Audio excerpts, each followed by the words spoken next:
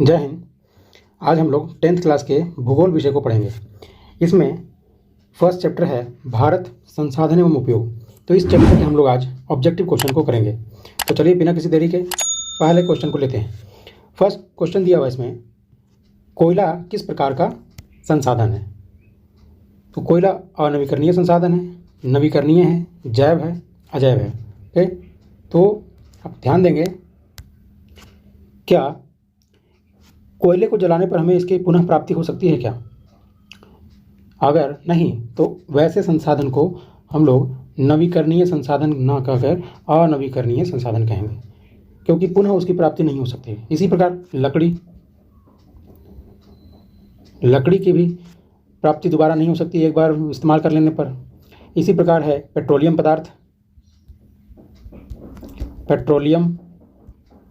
पदार्थ। इस पेट्रोलियम पदार्थ में सारे है, डीजल, केरोसिन, पेट्रोल, ये सारे के सारे पेट्रोलियम पदार्थ में आते हैं। उसके बाद प्राकृतिक गैस, जितने भी तरह के गैस हैं जो हम लोग रसोई में खाना बनाने के लिए इस्तेमाल जो करते हैं, वो भी एक अनवीकरणीय संसाधन है, क्योंकि हमें एक बार इसका इस्तेमाल कर लेने पर, यानी एक बार इसको जला देने पर दोबारा इसकी प्राप्ति नहीं हो सकती है। तो इस पहले प्रश्न का जवाब आपको मिल गया, अनवीकरणीय संसाधन। कोयला किस प्रकार का संसाधन है? अनवीकरणीय संसाधन। देखिए, दूसरा है, बृहद क्षेत्र में जल की उपस्थिति के कारण पृथ्वी को कहते हैं। मतलब कि पृथ्वी का अधिकांश भाग पानी से घिरा हुआ है, तो इसलिए उसे कैसा ग्रह कहा गया, है ना? पृथ्वी का अधिकांश भाग पानी से घिरे होने के चलते उसे कैसा कहा गया? तो उसे नीला ग्रह कहा गया। क्योंकि आसमान से देखने पर, चूँकि हमारा आसमान क्या है, नीला है, और नीले का जब समुद्री तल में इसका जब छाया बनती है तो पूरा का पूरा पानी भी नीला दिखाई देता है। इस कारण से हमारी पृथ्वी नीला ग्रह कहा जाता है, पानी की उपलब्धता के कारण। नेक्स्ट, काली मृदा का दूसरा नाम क्या है? तो याद रखेंगे, काली मृदा का दूसरा नाम रेगुर मृदा है। ओके, चलिए नेक्स्ट सवाल, संविधान की धारा 21 का संबंध किससे है? हमारे भारतीय संविधान में धारा 21 है, जो यह दर्शाता है कि क्या मृदा संरक्षण के लिए बात करता है, वन्य जीवों और प्राकृतिक संसाधनों के संरक्षण की बात करता है, जल संसाधन संरक्षण की बात करता है, या खनिज संपदा के संरक्षण की बात करता है। तो याद रखेंगे, ये जो हमारा धारा 21 है, इसमें वन्य जीवों के संरक्षण और प्राकृतिक संसाधनों के संरक्षण, वन्य जीवों के संरक्षण यानी जो वन में जो उसमें जीव जंतु रहते हैं, उन सभी को संरक्षण की बात कही गई है। प्राकृतिक संसाधनों के संरक्षण की बात कही गई है, जैसे जंगल। तो इसका जवाब ऑप्शन बी। ओके, चलिए नेक्स्ट क्वेश्चन, सर्वोत्तम कोयला का प्रकार कौन सा है? बोलो सबसे बढ़िया कोयला कौन सा है? तो इसके लिए आप लोग ट्रिक याद रखिएगा।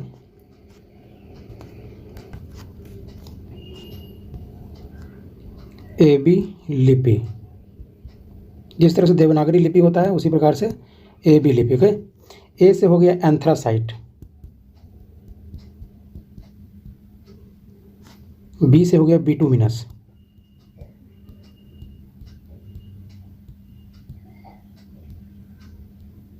सी से हो गया लिग्नाइट,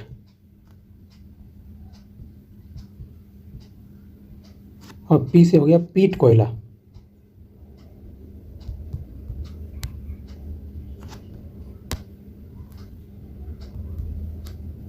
तो सबसे सर्वोत्तम उच्च क्वालिटी का एंथ्रासाइट होता है, उसके बाद बिटुमिनस, उसके बाद लिग्नाइट, और उसके बाद सबसे लो क्वालिटी के कोयला पीट कोयला होता है। इसमें कार्बन की मात्रा बहुत ही कम पाई जाती है, लगभग 40% के आसपास होता है। तो इसमें हमारा जवाब क्या निकल के आ गया कि सबसे सर्वोत्तम क्वालिटी का कोयला कौन है? ए यानी एंथ्रासाइट। इसमें लगभग 70 से 75% कार्बन होता है। जितना ज़्यादा कार्बन होगा वो कोयला उतना ही अच्छा जलेगा, और हमें उससे ऊष्मा की अधिक से अधिक प्राप्ति होगी। तो वो कोयला सबसे सर्वोत्तम क्वालिटी का कोयला होता है। उससे कम बिटुमिनस का है, उससे भी कम लिग्नाइट का, और सबसे कम पीट कोयला, लगभग 40% के आसपास का है। ओके, तो सर्वोत्तम कोयला का प्रकार कौन सा, इसमें निकल गया आंसर हमारा एंथ्रासाइट। चलिए 6 नंबर का जवाब दीजिए, भारत में सर्वाधिक क्षेत्र पर किस मिट्टी का विस्तार है? ओके,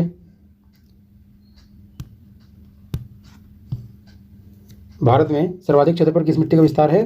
तो सर्वाधिक क्षेत्र पर जलोढ़ मिट्टी का विस्तार है भारत में। ओके, जलोढ़ मिट्टी का। जलोढ़ मिट्टी क्या है कि यह नदियों के द्वारा लाई जाती है। उत्तरी मैदानी क्षेत्र में 3 नदियाँ, जैसे सिंधु, गंगा और एक है ब्रह्मपुत्र। ये 3 नदियों के द्वारा पूरे उत्तरी भारत में पूरा जलोढ़ मृदा को अपने साथ लाया जाता है बहा करके, और इसके आसपास के क्षेत्रों में बिछा दिया जाता है। तो उसी तरह से प्रायद्वीपीय भारत में भी है, गोदावरी है, कावेरी है, कृष्णा है। ये सारी नदियाँ क्या करती है, अपने साथ जलोढ़ मृदा को लाती है और पूरी तरह से उसको अपने आसपास के क्षेत्रों में बिछाते हुए आगे बढ़ जाती है और अंतिम में महासागर से मिल जाती है। तो भारत में सर्वाधिक क्षेत्र में कौन सी मिट्टी है? जलोढ़ मृदा है। ओके, चलिए 7 नंबर है कि भारत के किस राज्य में सौर ऊर्जा के विकास की सर्वाधिक संभावनाएं हैं? यानी सौर ऊर्जा, जो सोलर प्लेट लगाते हैं हम लोग, सोलर प्लेट लगाते हैं, इससे हम कौन सी ऊर्जा मिलती है? ये सोलर प्लेट हमें क्या करता है? सूर्य की रोशनी या सूर्य की गर्मी को हमें इलेक्ट्रिक में बदल के देता है। तो ये सर्वाधिक जो क्षेत्र, जो संभावना है, वो कहाँ है? राजस्थान में है। राजस्थान में चूँकि क्या है कि हमारा राजस्थान क्षेत्र में क्या है कि पूरा का पूरा रेगिस्तानी इलाका है, वहाँ पर जगह पर्याप्त मात्रा में है। इस कारण से हम लोग कह सकते हैं कि राजस्थान सर्वाधिक उपयुक्त जगह है सौर ऊर्जा के विकास के लिए। ओके, चलिए नेक्स्ट। यूरेनियम का प्रमुख उत्पादक स्थल, यानी यूरेनियम कहाँ से निकलती है, किस खान से निकलती है? तो वो जादूगोड़ा की खान से निकलती है, जो कहाँ है? झारखंड में। एकमात्र पूरे भारत में जादूगोड़ा की खान झारखंड में, ये पूरा का पूरा एक है। सिर्फ और सिर्फ झारखंड के जादूगोड़ा की खान से यूरेनियम की प्राप्ति होती है। भारत में और कहीं भी यूरेनियम की प्राप्ति नहीं होती है। तो याद रखेंगे जादूगोड़ा। नेक्स्ट, निम्न प्राकृतिक संपदा में किसका भंडार सीमित है, यानी किसकी मात्रा लिमिटेड है, वो बहुत ही कम उपलब्ध है हमें? तो क्या हमें सौर ऊर्जा बहुत ज़्यादा कम है, हवा कम है, मिट्टी कम है, या कोयला कम है? क्या होगा इसमें? आपको भी तो चल गया होगा पता कि कोयला सबसे कम है भैया, है ना। कि कोयला का अगर एक बार इस्तेमाल कर दिए तो दोबारा कोयले की प्राप्ति नहीं होगी। सौर ऊर्जा दोबारा हो जाएगा, हवा दोबारा हो जाएगा, मिट्टी पूरे क्षेत्र पर फैली हुई है ना, पूरे धरती पूरी मिट्टी की है। लेकिन कोयला ये क्या है कि बहुत ही एक प्राकृतिक संसाधन है, बहुत ही लंबे प्रक्रिया के बाद, हज़ारों लाखों वर्षों करोड़ों वर्षों के बाद कोयले का निर्माण होता है। तो ये संपदा, ये जो कोयला जो संपदा है, संसाधन है, ये बहुत ही सीमित है। तो इसका आंसर डी। सीमेंट उद्योग का सबसे प्रमुख कच्चा माल क्या है? सीमेंट उद्योग, तो सीमेंट उद्योग में सबसे प्रमुख कच्चा माल क्या है? प्रमुख, इसमें याद रखेंगे एक ट्रिक, क्या है? चूसिए आम जी। ओके, चू से हो गया चूना पत्थर, लिखा हुआ है, इसको नहीं लिखता हूँ। सी से हो गया सिलिका, ए से हो गया एल्यूमिना, आ से हो गया आयरन ऑक्साइड,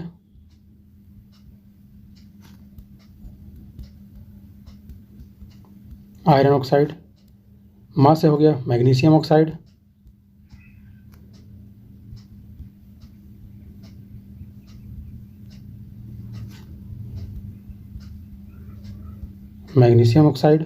और जी से हो गया जिप्सम। सीमेंट में जिप्सम को मिलाना बहुत ही ज़्यादा ज़रूरी है। ये क्या करता है? जम्पैट, सीमेंट के जमने की प्रक्रिया को थोड़ा सा बढ़ा देता है। चलिए, तो इससे हमें पता चल गया कि सीमेंट में क्या क्या चीज़, यानी किस किस चीज़ों से मिल करके सीमेंट बना है। तो इसमें तो केवल एक क्वेश्चन पूछा था, हमने पूरा बता दिया। क्या याद रखेंगे? सीमेंट में क्या क्या चीज़ें होती है? चूसिए आम जी। चू से हो गया चूना पत्थर, सी से सिलिका, ए से एल्यूमिना, आ से आयरन ऑक्साइड, मा से मैग्नीशियम ऑक्साइड और जी से जिप्सम। तो आंसर निकल के आ गया। मुख्य रूप से इसका क्या होगा? चूना पत्थर।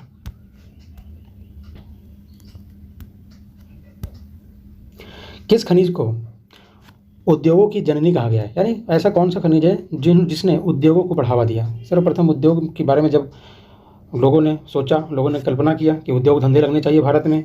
तो सबसे पहला कौन सा उद्योग लगाया? तो सबसे पहले भारत में लोहा उद्योग लगा। ओके, याद रखेंगे इसको। कौन भारत का सबसे बड़ा लोहा उत्पादक राज्य है? लौह भी बोल सकते हैं। उड़ीसा,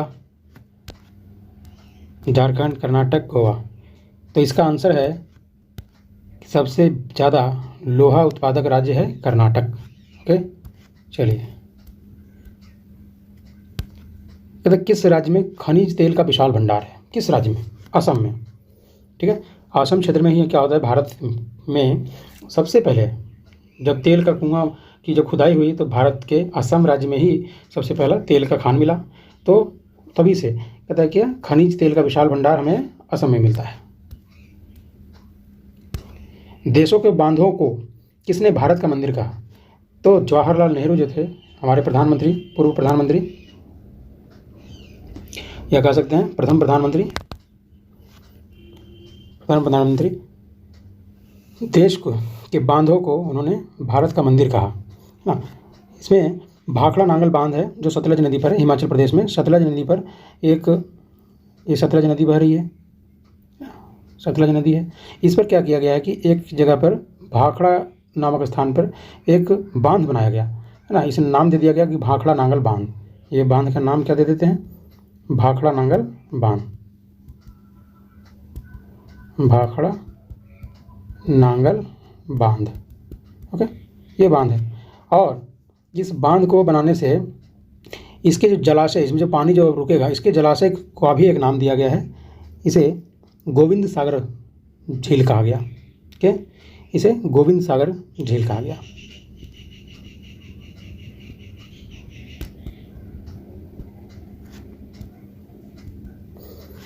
तो बांध पूछा जाए अगर इस तरह के भी दे दे, किस भाखड़ा नांगल बांध किस नदी पर है? तो सतलज नदी पर है। किस राज्य में है? तो हिमाचल प्रदेश में है। और इससे निर्मित कौन सा जलाशय हुआ? तो गोविंद सागर झील या जलाशय। ओके, आइए फिर देखिए 15 नंबर जो प्रश्न है बहुत ही अपने आप में इम्पोर्टेंट प्रश्न है। इसमें बोल रहा है कि तट रेखा से कितने किलोमीटर तक का क्षेत्र सीमा अपवर्जक आर्थिक क्षेत्र का है ना, ये बताता है। तो बताइए, सीमा क्षेत्र यानी तटरेखा वाला जो सीमा क्षेत्र है वो हमें कहाँ मिलेगा? भारत के दक्षिणी छोर में मिलेगा, क्योंकि वहीं पर हमारे क्या हैं, समुद्र लगते हैं। भारत के दक्षिणी भागों में समुद्र पाई जाती है। इधर अरब सागर है, नीचे हिंद महासागर, और इधर बंगाल की खाड़ी है। ठीक है, तो हमने क्या किया, ये भारत का निचला हिस्सा बना लिया है ना, दक्षिणी छोर वाला हिस्सा। इसमें क्या करते हैं हम लोग, ये जो दूरी जो नापी जाती है वो मतलब कितने किलोमीटर तक, यानी दूरी का यहाँ पर बात किया गया। तो देखिए होता क्या है कि जो कोई भी जो भूभाग होता है वो क्या होता है, बहुत ही ज़्यादा टेढ़ा मेढ़ा होता है। तो ऐसा एक मैंने कहिए कि पूरे विश्व पर ये सर्वे हुआ था कि ये पानी में कितने किलोमीटर तक का किस देश का स्थान होगा। ओके, तो उसी के लेकर क्या होगा कि जो अपना स्थान है, जो स्थलीय स्थान है, उससे कुछ दूरी पर एक सीधी रेखा बना दी जाती है। तो उसी सीधी रेखा से पूरा का पूरा मापन होता है। तो भारत में शुरुआती जो यहाँ पर है ये होता है 12 नॉटिकल मील। देखिए दोनों अलग अलग हैं। हम लोग जब सड़क पे चलते हैं तो उसको किलोमीटर में नापते हैं, लेकिन जब आप पानी में दूरी तय करिएगा तो उसको नॉटिकल मील में मापा जाएगा। तो पहला जो है ये जो रेखा, इस पहला रेखा का नाम है, ठीक है, इसे बोलते हैं प्रादेशिक सीमा।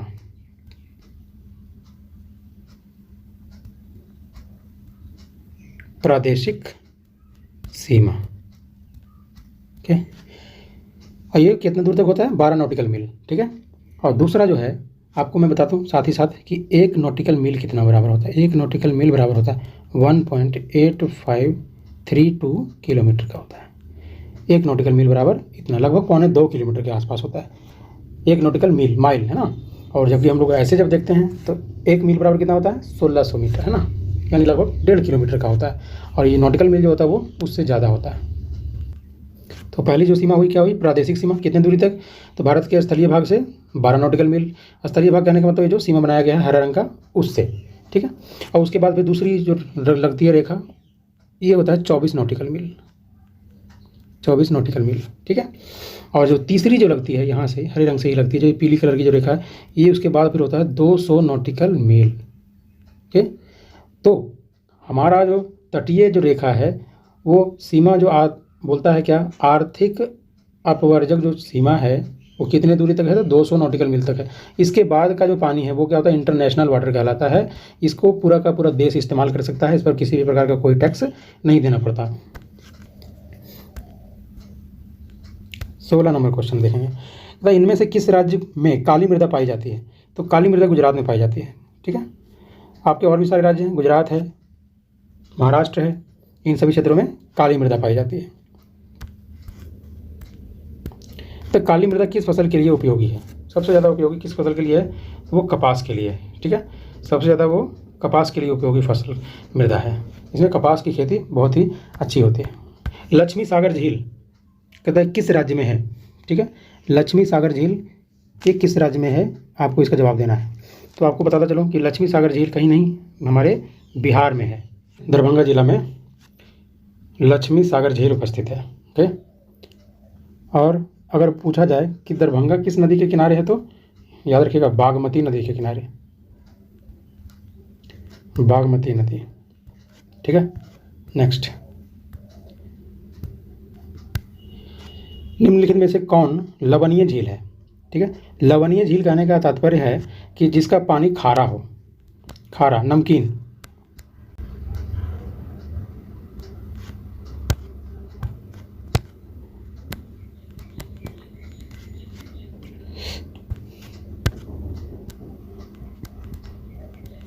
में से कौन सा लवणीय झील है?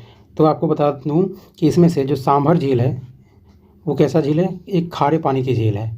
ठीक है, तो ये है कहाँ भैया? तो ये है राजस्थान में, राजस्थान में जयपुर के निकट, जयपुर के निकट। ओके, नेक्स्ट,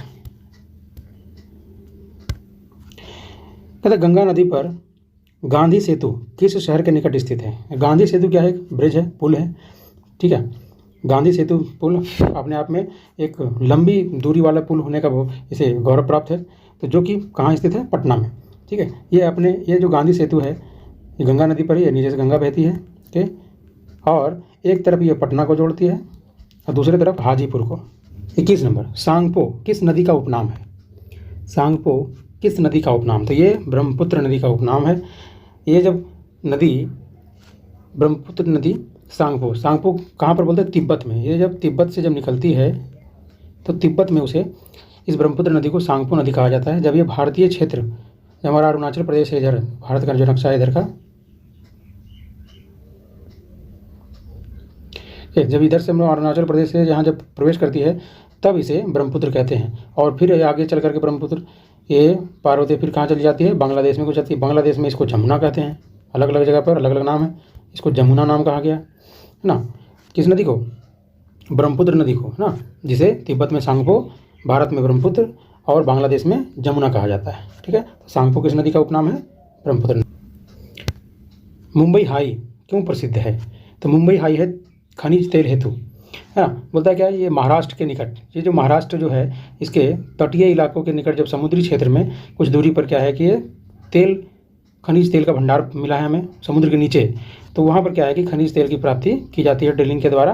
तो इसी का नाम है मुंबई हाई, जो कि जो स्थलीय भाग में नहीं है, बिल्कुल कहाँ पर है? जलीय भाग में है, समुद्र में है। 23 नंबर देखेंगे, भारत का प्रथम तेल शोधक कारखाना कहाँ स्थित है? तो वो है डिगबोई में। ठीक है, और डिगबोई कहाँ पर है भाई? असम में, असम। नर्मदा बचाओ अभियान किसने चलाया? ठीक है,